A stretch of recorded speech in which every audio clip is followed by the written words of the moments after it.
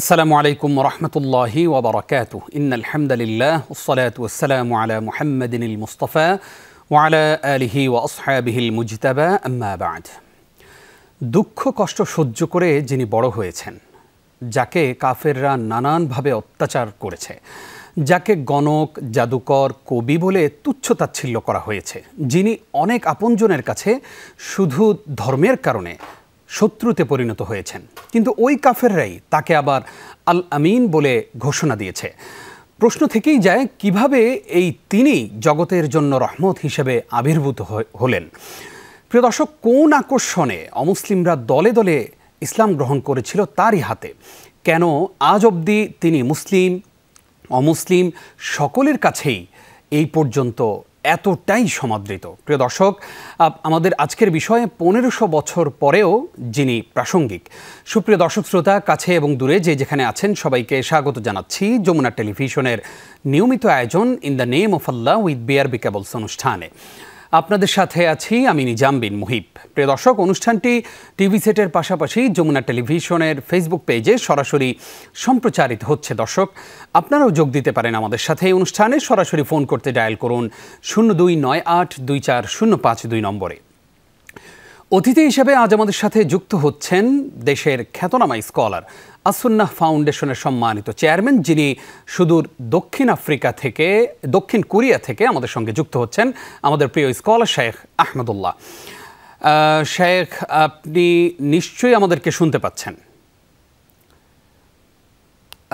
আমরা কিছুক্ষণের মধ্যেই আমাদের প্রিয় স্কলারকে যুক্ত করে নিব ইনশাআল্লাহ। প্রিয় দর্শক, রাসূল করিম সাল্লাল্লাহু আলাইহি ওয়াসাল্লামকে জানার কোনো শেষ নেই। যিনি জন্ম যখন গ্রহণ করলেন, এই পৃথিবীতে যখন আগমন করলেন, তখন পৃথিবী ছিল অন্ধকারাচ্ছন্ন এবং পৃথিবীতে জুলুম, নির্যাতন, নিপীড়ন এবং নারীদের প্রতি অত্যাচার, নির্যাতন, নিপীড়ন এমনভাবে হয়েছিল যে সেটা আর বলার অপেক্ষা রাখে না। ঠিক ওই সময় পৃথিবীতে এলেন রাহমাতাল লিল আলামিন, যিনি শুধুমাত্র রাহমাতাল লিল মুসলিমিন নয়, অর্থাৎ শুধুমাত্র মুসলমানদের জন্য রহমত হিসেবে আসেননি, তিনি এসেছেন পুরো পৃথিবীর, পুরো জগৎবাসীর সকলের জন্য রহমত হিসেবে।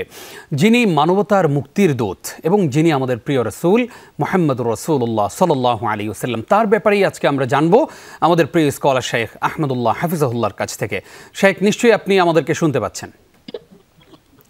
জি, আমি শুনতে পাচ্ছি আপনাকে। আপনাকে যমুনা টেলিভিশনের এই জীবন ঘনিষ্ঠ আয়োজনে স্বাগত জানাচ্ছি। শুরুতেই আপনার কাছ থেকে জানতে চাই, রাসূল করিম সাল্লাল্লাহু আলাইহি ওয়াসাল্লাম এই পৃথিবীতে আসলেন, ওনার এই যে আশাটা, এর পেছনে কি উদ্দেশ্য ছিল? ধন্যবাদ আপনাকে। আলহামদুলিল্লাহ, ওয়াসসালাতু ওয়াসসালামু আলা রাসূলিল্লাহ বাদ। গোটা পৃথিবী যখন গুটগুটে অন্ধকারে নিমজ্জিত ছিল, যখন গোটা পৃথিবী অপেক্ষা করছিল হেদায়েতের, রাহবরের, পথ নির্দেশের, তখনই আল্লাহ রাব্বুল আলামিন প্রিয় নবী সাল্লাল্লাহু আলাইহি সাল্লামকে পৃথিবীতে পাঠিয়েছেন। আমরা জানি, গোটা দুনিয়াতে মানুষ যখন নাজাত এবং মুক্তির জন্য হাহাকার করছিল, মানবতা যখন চরমভাবে পর্যদস্ত ছিল, ঠিক তখন আল্লাহ তাআলা প্রিয় নবী সাল্লাল্লাহু আলাইহি সাল্লামকে পাঠিয়েছেন এবং তিনি শুধু সেই সময়ের জন্য আসেননি, কিয়ামত পর্যন্ত আগত প্রত্যেকটা মানুষের কাছে সর্বোত্তম নমুনা এবং আদর্শ হিসাবে, অনুপম আদর্শ হিসাবে তিনি এসেছেন। আমরা জানি যে তার আগমনের প্রায় ১৫০০ বছর পরও আজও পৃথিবীর যে কোনো সংকটে, যে কোনো সমস্যায় প্রিয় নবী সাল্লাল্লাহু আলাইহি সাল্লামের জীবন দর্শন, তার নির্দেশনা এবং তার যে সমস্ত হেদায়াত রয়েছে, সেগুলো আজও সবচেয়ে বেশি প্রাসঙ্গিক এবং সবচাইতে বেশি এই সময়ের জন্য সময় উপযোগী। তো প্রিয় নবী সাল্লাল্লাহু আলাইহি সাল্লামকে আল্লাহ তাআলা কেন পাঠিয়েছেন সে বিষয়ে কোরআনে কারিমে কিন্তু একাধিক আয়াতে আল্লাহ তাআলা ইঙ্গিত করেছেন। আল্লাহ সুবহানাহু ওয়া তাআলা বলেছেন, ওয়া মা আরসালনাকা ইল্লা রাহমাতাল লিল আলামিন, হে রাসূল, আপনাকে আমি প্রেরণ করেছি গোটা সমস্ত জগৎ সমূহের জন্য রহমত এবং করুণা করে, করুণার আধার করে। এই জগৎ সমূহের যত মানুষ আছে, যত প্রাণী আছে, যত সৃষ্টি আছে, তাদের সবার কাছেই প্রিয় নবী সাল্লাল্লাহু আলাইহি সাল্লাম রহমত হিসাবে, অনুকম্পা হিসাবে এসেছেন এবং সবার কাছে আল্লাহ রাব্বুল আলামিন অনুগ্রহ হিসাবে তাকে পাঠিয়েছেন, যার কারণে মুসলিম অমুসলিম মানুষ তো বটেই, এমনকি পশু পাখি কীট পতঙ্গ প্রত্যেকটা প্রাণীর জন্য তিনি অনুগ্রহ হয়ে দুনিয়াতে এসেছেন। আপনি জানেন যে অন্য ধর্মাবলম্বী যারা আছে, যারা নবী করিম সাল্লাল্লাহু আলাইহি সাল্লামের প্রতি ঈমান আনয়ন করেনি, তাদেরকেও অন্যায়ভাবে হত্যা করার ব্যাপারে, তাদেরকে কষ্ট দেওয়ার ব্যাপারে নবী সাল্লাল্লাহু আলাইহি সাল্লাম কঠোরভাবে নিষেধাজ্ঞা আরোপ করেছেন। কোরআনে কারিমে আল্লাহ তাআলা বলেছেন, লা ইয়ানহাকুমুল্লাহু আনিল্লাযিনা লাম ইউকাতিলুকুম ফিদ-দীন ওয়া লাম ইখরিজুকুম মিন দিয়ারিকুম আন তাবাররুহুম ওয়া তুকসিতু ইলাইহিম ইন্নাল্লাহা ইউহিব্বুল মুকসিতিন। যে সমস্ত অন্য ধর্মাবলম্বীরা তোমাদের উপরে যুদ্ধ চাপিয়ে দেয়নি, তোমাদেরকে মাতৃভূমি থেকে বের করে দেয়নি, তাদের প্রতি ন্যায়নিষ্ঠ আচরণ করতে আল্লাহ নিষেধ করেন না, বরং আল্লাহ তাআলা ন্যায়নিষ্ঠ আচরণকারীদেরকে ভালোবাসেন, পছন্দ করেন। তো নবী সাল্লাল্লাহু আলাইহি সাল্লাম তাদের জন্য, যারা তার শত্রু ছিল, যারা তার প্রতি বিদ্বেষ রাখতো, তাদের জন্য তিনি করুণার আধার হয়ে এসেছেন। ঠিক একইভাবে নারী হিসাবে জন্মগ্রহণ করাকে যে সমাজে দর্শনীয় বিষয় মনে করা হতো, সেই সমাজে তিনি নারীকে শুধু মুক্তি দেননি, বরং এমন একটি আসনে আসীন করেছেন নারী জাতিকে, যে কোনো মা যখন দুটি কন্যা সন্তানকে সঠিকভাবে লালন পালন করে, তাদের জন্য জান্নাতের ওয়াদা নবী সাল্লাল্লাহু আলাইহি সাল্লাম করেছেন। এমনকি কীটপতঙ্গ, পোকামাকড়, অন্যান্য যে সৃষ্টি আছে, যদি কোনো কারণে তাদের উপদ্রবের কারণে তাদেরকে হত্যা করতে হয় বা তাদেরকে যদি তাদের বাঁচতে হয়, তাহলে তাদেরকে নির্মম ভাবে মৃত্যুবরণ, হত্যা করার থেকে আরম্ভ করেছেন। তো এইভাবে তিনি বিশ্বের সমস্ত সৃষ্টি জগতের জন্য রহমত এবং অনুকম্পা হয়ে এসেছেন, রহমত হয়ে এসেছেন। আল্লাহু আকবার, কি চমৎকার করে আপনি আমাদেরকে জানালেন। আমরা জানতে চাই যে রাসূল করিম সাল্লাল্লাহু আলাইহি ওয়াসাল্লাম এখন পর্যন্ত, সেই ১৫০০ বছর আগে থেকে এখন পর্যন্ত কেন তার জীবন আদর্শ প্রাসঙ্গিক? খুবই গুরুত্বপূর্ণ প্রশ্ন। নবী আলাইহিস সালামের দুনিয়া থেকে চলে যাওয়ার এত বছর পরও, প্রায় ১৫০০ বছর পরও তিনি কিভাবে গোটা পৃথিবীতে প্রাসঙ্গিক, এটি আসলে একটি গবেষণার দাবি রাখে। আমরা জানি পৃথিবীতে যত মহান ব্যক্তি হন না কেন, একটা নির্দিষ্ট সময় পর্যন্ত তাদের আবেদন থাকে, তাদের গ্রহণযোগ্যতা থাকে, তাদের পপুলারিটি থাকে, তাদের যে জীবন দর্শন সেটার বাস্তবতা একটা সময় পর্যন্ত কার্যকর থাকে। কিন্তু একমাত্র ব্যক্তি মহানবী হযরত মুহাম্মদ সাল্লাল্লাহু আলাইহি সাল্লাম, যে তার গত হয়ে যাওয়ার ১৫০০ বছর প্রায় পরও এসেও গোটা পৃথিবীতে তার চাইতে জনপ্রিয় মানুষ আরেকজন খুঁজে পাওয়া যাবে না। যে তার নামে যত মানুষকে নামকরণ করা হয়েছে পৃথিবীতে, এই একই নামে নামকরণ করা আরেকজন মানুষ পৃথিবীতে খুঁজে পাওয়া যাবে না। এই ১৫০০ বছর পরও এসে তাকে কোনো কটু কথা বললে যত মানুষের হৃদয়ে রক্তক্ষরণ হয়, মানুষ যতটা ভেতর থেকে ফিল করে ভালোবাসে, এই ভালোবাসা পৃথিবীর কোনো সেলিব্রিটি, কোনো জনপ্রিয় মানুষ পৃথিবীর ইতিহাসে কখনো পায়নি। তো এখনো পর্যন্ত তার জীবন দর্শন প্রাসঙ্গিক এই জন্যই যে কিয়ামত পর্যন্ত আগত সমস্ত মানুষের জন্যই কিন্তু মুক্তির আধার হয়ে, করুণা হয়ে, রহমত হয়ে তিনি এসেছেন। তার যে জীবন দর্শন ছিল, তার কাছে পক্ষ থেকে পাঠানো যে ওহী ছিল, সে ওহী শুধু সেই সময়ের জন্য ছিল না, এটা কিয়ামত পর্যন্ত আগত সকল মানুষের জন্য ছিল। তার কারণে ১৫০০ বছর কেন, আরো ৫০০ বছর, আরো ১০০০ বছর, কিয়ামত পর্যন্ত যত পৃথিবীতে মানুষ আসবে, প্রত্যেকটা সময়ের মানুষ যখনই সে সংকট তার অনুভব করবে, প্রতিটা সংকটে নবী সাল্লাল্লাহু আলাইহি ওয়াসাল্লাম দিক নির্দেশনা এবং তার হাদিসের মধ্যে সুস্পষ্ট আদর্শ, সুস্পষ্ট পথ ও নির্দেশ তারা খুঁজে পাবে। আমরাও সেই বিষয়টা জানলাম এবং আমরা আসবো আপনার কাছে আবার ইনশাআল্লাহ ছোট্ট একটা বিরতির পর। আমাদের আজকের বিষয় ১৫০০ বছর পরেও যিনি প্রাসঙ্গিক, আর এ বিষয়ে কথা বলছেন সুদূর দক্ষিণ কোরিয়া থেকে আমাদের প্রিয় স্কলার শেখ আহমদুল্লাহ। শেখ, আপনাকে আরও একবার স্বাগত জানাচ্ছি। নিশ্চয়ই আমাদেরকে শুনতে পাচ্ছেন। আমরা রাসূল সাল্লাল্লাহু আলাইহি ওয়াসাল্লামের ব্যাপারে আপনার কাছ থেকে গুরুত্বপূর্ণ তথ্য জানছিলাম। এবার আমরা জানতে চাই, রাসূল সাল্লাল্লাহু আলাইহি ওয়াসাল্লামের জীবনে কিছু অলৌকিক ঘটনা ঘটেছে, সেখান থেকে যদি আমাদের জন্য কয়েকটি অলৌকিক ঘটনা শেয়ার করতেন। ধন্যবাদ আপনাকে। প্রিয় নবী সাল্লাল্লাহু আলাইহি সাল্লামের নবুয়তের, তিনি যে আল্লাহর পক্ষ থেকে প্রেরিত দূত হয়ে এসেছেন, তার অনেক প্রমাণগুলোর মধ্যে থেকে একটি প্রমাণ হলো তার যে সমস্ত অলৌকিকত্ব ছিল সেগুলো। অলৌকিকত্ব পৃথিবীতে অনেক মানুষ থেকেই প্রকাশ পায়, কিন্তু নবীদের যে অলৌকিকত্ব সেটাকে মুআজিজা বলা হয়। সে অলৌকিকত্ব পৃথিবীর অন্য সমস্ত অলৌকিকত্ব থেকে সম্পূর্ণই ব্যতিক্রম। কিছু কিছু অলৌকিকত্ব মানুষ নিজের নিয়ন্ত্রণে, মানুষ যখন খুশি তখন সে প্রদর্শন করতে পারে, দেখাতে পারে। এগুলোর কোনোটি জাদুর কারণে হয়ে থাকে, আর কোনোটি ভিন্ন এক্সারসাইজের কারণে হয়ে থাকে। বাট নবীদের ব্যাপারটি হলো আল্লাহ তাআলা তার নবী হিসাবে তাদের মাধ্যমে এমন কিছু ঘটনা ঘটান, এমন কিছু অলৌকিকত্ব প্রকাশ করেন, যার মাধ্যমে তাদের নবুয়তটি সুস্পষ্টভাবে প্রমাণিত হয়। নবী সাল্লাল্লাহু আলাইহি ওয়াসাল্লামের জীবনে সেই অলৌকিকত্বগুলোর মধ্যে থেকে একটি হলো কোরআনে কারীম। কোরআনে কারীমে আল্লাহ রাব্বুল আলামিন এমন সব বিষয় আসলে রেখেছেন, এমন ভাবে উপস্থাপন করেছেন, যে নবী সাল্লাল্লাহু আলাইহি ওয়াসাল্লাম কোনোদিন কোনো বই তিনি পড়ে দেখেননি, তা অক্ষর জ্ঞান কোনো মানুষ থেকে যিনি অর্জন করেননি, যিনি উম্মি ছিলেন, তিনি এরকম একটি মহাগ্রন্থ তার উপরে আল্লাহ তাআলা নাজিল করেছেন এবং সেটা তিনি আমাদেরকে দিয়ে গেছেন। এটা আসলে আল্লাহ প্রদত্ত হওয়া ছাড়া পৃথিবীতে কোনো দিনই কারো পক্ষেই কখনোই সম্ভব নয়। আল্লাহ তাআলা কোরআনে কারীমকে বিভিন্নভাবে চ্যালেঞ্জ করেছেন তখনকার মুশরিকদের কাছে, অমুসলিমদের কাছে, যে দেখো, তোমরা যারা কোরআনকে বিশ্বাস করো না, তোমরা এই কোরআনের অনুরূপ একটি ক্ষুদ্র সূরা তোমরা উপস্থাপন করো। তোমরা এই কোরআনের একটি আয়াতের সমপরিমাণ একটি আয়াত, যে এই আয়াতের মধ্যে যে অলংকার, এখানে যে সাহিত্য মান, এখানে যে তথ্য এটার যে সব মিলিয়ে যে গুণগত দিক সেটিকে ঠিক রেখে অক্ষুণ্ণ রেখে একটি আয়াতও তোমরা কি রচনা করতে পারবে ইমানের? তখন আরবিয়ানদের মধ্যে সাহিত্য চর্চার যে আগ্রহ ছিল এবং তাদের যে সেই জৌলুস ছিল, সেই সময় নবী সাল্লাল্লাহু আলাইহি সাল্লামের প্রতি আনিত কোরআনকে আল্লাহ তাআলা চ্যালেঞ্জ করেছেন। তো এই কোরআন আজও পর্যন্ত গোটা পৃথিবীর কাছে চ্যালেঞ্জ হয়ে আছে। কোরআনের এক একটা তথ্য আজও নতুন নতুন করে আবিষ্কার করছে মানুষ, এবং সেখান থেকে জ্ঞানের নতুন নতুন দিগন্ত উন্মোচিত হচ্ছে। এটি নবী সাল্লাল্লাহু আলাইহি সাল্লামের মুআজিজাগুলোর মধ্যে থেকে একটি। প্রিয় নবী সাল্লাল্লাহু আলাইহি সাল্লামের পুরো জীবনটাই ইটসেলফ একটি মুআজিজা। কারণ আমরা জানি যে তিনি পৃথিবীতে আসার আগে, অর্থাৎ মাতৃগর্ভে থাকতেই কিন্তু তার বাবাকে হারিয়েছেন, জন্মের পরপর নিজের মাকে হারিয়েছেন। এরপর তার দাদা আব্দুল মুত্তালিব, যিনি তার একমাত্র ছায়া ছিলেন, অভিভাবক ছিলেন, অল্প সময়ের মধ্যে তাকেও হারিয়েছেন। তারপর তার সবচেয়ে বড় আশ্রয়ের জায়গা ছিল চাচা আবু তালেব এবং বিবি খাদিজা রাদিয়াল্লাহু তাআলা আনহা, দুজনকে একই সঙ্গে অলমোস্ট হারিয়েছেন। অর্থাৎ একের পর এক পায়ের নিচ থেকে মাটিগুলো সব সরে যেতে লাগলো।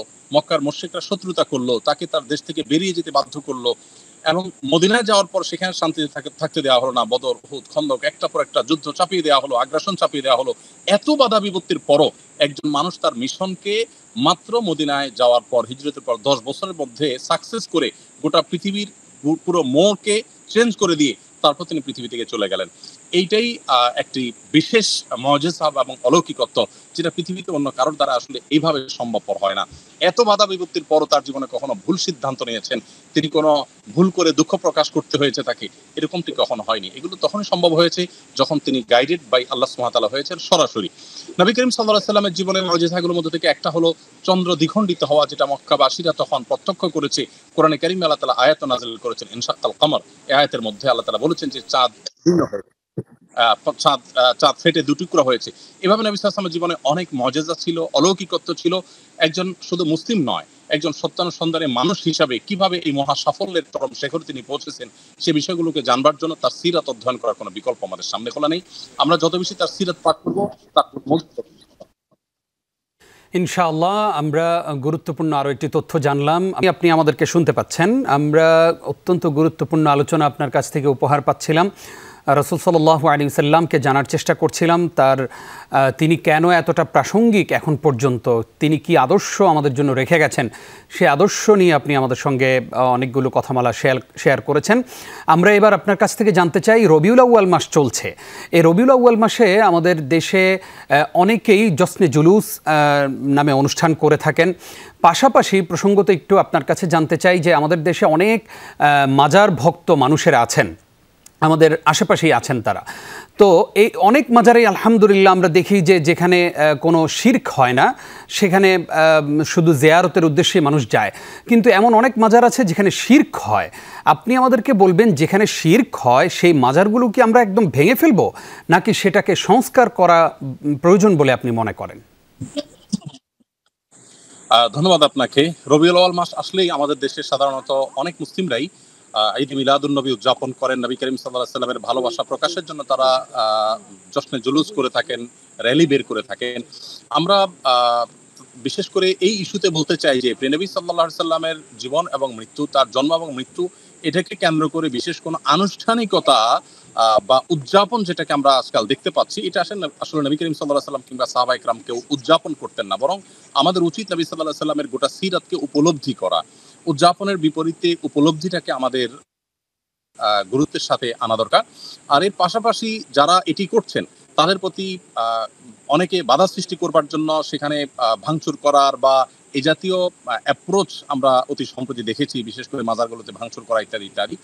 এই বিষয়গুলোতে আমাদের দায়িত্বশীলতার পরিচয় দিতে হবে। আমরা অবশ্যই ইসলামের সৌন্দর্যের কথা মানুষকে বলবো, কোরআন সুন্নাহর আলোকে মানুষকে সঠিকটা জানাবার চেষ্টা করব, ভুলটা থেকে মানুষকে বিরত রাখবার চেষ্টা করব, কিন্তু কোনোভাবেই আমরা আইন হাতে তুলে নিব না। আইন হাতে যদি আমি তুলে নেই এবং আমরা প্রত্যেকে যার যার জায়গা থেকে যদি আমরা নিজের হাতে দায়িত্ব তুলে নিয়ে আমরা এই জাতীয় বিষয়গুলোকে বাধা দেওয়ার এইভাবে আমরা শুরু করি, তাহলে সেক্ষেত্রে দিন শেষে সমাজ বিশৃঙ্খল হবে এবং নানা মানুষ সেখান থেকে অসৎ উদ্দেশ্য সাধন করার চেষ্টা করবে, একজন একজনের উপরে ব্লেম করে সে যা খুশি তা করার চেষ্টা করবে। অতএব এক্ষেত্রে আমাদের দায়িত্বশীলতা খুব বেশি কাম্য, এবং এটা নবী সাল্লাল্লাহু আলাইহি ওয়াসাল্লামের শিক্ষাও নয়। তবে হ্যাঁ, এটি আবারও বলবো যে নবী করিম সাল্লাল্লাহু আলাইহি ওয়াসাল্লামের জন্ম দিবসকে উদযাপন করার কোনো নির্দেশনা না তিনি দিয়েছেন, না খোলাফায়ে রাশিদিন দিয়েছেন, না সাহাবা ইকরাম দিয়েছেন। রবিউল আউয়াল এলে তোমার এই গান গাই, রবিউল আউয়াল এলে তোমায় ভুলে যাই, এই জায়গা থেকে আমাদেরকে বেরিয়ে আসতে হবে। নবী সাল্লাল্লাহু আলাইহি ওয়াসাল্লামের সিরাত এবং তার গোটা জীবন আদর্শকে আমাদের নিজেদের জন্য ধারণ করতে হবে এবং গোটা জীবন সেটাকে অনুসরণ অনুকরণ করার চেষ্টা করতে হবে। এবং এর মধ্যেই মানব জাতির মুক্তি রয়েছে। উদযাপনের মধ্যে মুক্তি নেই, বরং মুক্তি রয়েছে উপলব্ধির মধ্যে, মুক্তি রয়েছে অনুকরণের মধ্যে। আল্লাহ আমাদের সেই তৌফিক দান করুন। আল্লাহুম্মা আমিন। আপনাকে ধন্যবাদ। একদম আমরা অনুষ্ঠানের শেষের দিকে আছি। ছোট্ট করে জানতে চাই যে রাসূল সাল্লাল্লাহু আলাইহি ওয়াসাল্লাম মক্কা বিজয়ের পরে এই যে আধার থেকে মানুষকে আলোর পথে নিয়ে আসলেন, মানুষকে ক্ষমা করে দিলেন, একটা সুন্দর রাষ্ট্র উপহার দিলেন। আমাদের এই রাষ্ট্র গড়তে, বাংলাদেশ গড়তে অনেক সময় দেখা যায় অনেকে বলতে চান যে উন্নতির পথে সবচেয়ে বড় বাধা হচ্ছে ধর্ম।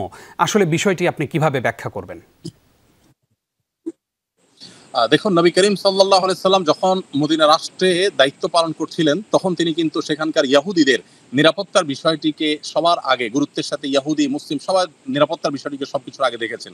এবং ঐতিহাসিক মদিনা সনদ সেটিতে কিন্তু তিনি রচনা করেছেন এবং তাদের সাথে চুক্তিতে আবদ্ধ হয়েছেন, যাতে করে শান্তিপূর্ণভাবে সবাই সহাবস্থান করতে পারে। এবং মদিনায় যে সমস্ত বাহির থেকে আসা, মক্কা থেকে আসা মুহাজির সাহাবীরা ছিলেন, তাদের অর্থনৈতিক যে দুরবস্থা ছিল সেটি দূর করবার জন্য উদ্যোগ নিলেন এবং সেটিও কিন্তু খুব অল্প সময়ের মধ্যে তিনি দূর করে ছাড়লেন।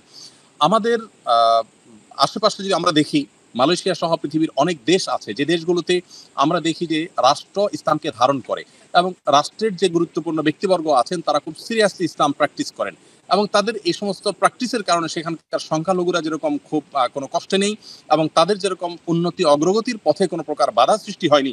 আমরা মনে করি যে প্রিয় নবী সাল্লাল্লাহু আলাইহি সাল্লামের সেই আদর্শ যদি মুসলিমরা ধারণ করে, তো সেই আদর্শই মুসলিমদেরকে উদ্বুদ্ধ করবে একটা শান্তিপূর্ণ রাষ্ট্র, একটি শান্তিপূর্ণ সমাজ গড়ে তুলতে, অন্যান্য ধর্মাবলম্বীদের প্রতি শান্তিপূর্ণ অবস্থান করতে এবং একটি উন্নত রাষ্ট্রের দিকে এগিয়ে যেতে আমাদেরকে সহায়ক ভূমিকা পালন করবে। অতএব রাষ্ট্রের ধর্ম যদি সংখ্যাগরিষ্ঠ মানুষের ধর্মকে যদি রাষ্ট্র ধারণ করে, রাষ্ট্র এগিয়ে যাবে, বই পিছিয়ে যাবে না। ইনশাআল্লাহ আমরাও সেই প্রত্যাশা করছি। আপনাকে অসংখ্য ধন্যবাদ কষ্ট করে আমাদেরকে সময় দেওয়ার জন্য। জাযাকাল্লাহ খাইর। প্রিয় দর্শক, আসুন আমরা রাসূল সাল্লাল্লাহু আলাইহি ওয়াসাল্লামের আদর্শে আদর্শবান হয়ে আমরা সমাজ গড়ি, পরিবার গড়ি এবং একটি রাষ্ট্র, সুন্দর একটি রাষ্ট্র আমরা জনগণকে উপহার দিই। আল্লাহ রাব্বুল আলামিন আমাদেরকে সেই তৌফিক দান করুক, আমিন। আপনারা এতক্ষণ দেখছিলেন যমুনা টেলিভিশনের নিয়মিত আয়োজন in the name of Allah with BRB cables. দেখতে দেখতে সময় শেষ হয়ে আসলো। আগামী পর্ব দেখবার আমন্ত্রণ জানিয়ে এখানেই বিদায় নিচ্ছি আমি নিজাম বিন মুহিব। আসসালামু আলাইকুম ওয়া রাহমাতুল্লাহি ওয়া বারাকাতুহু।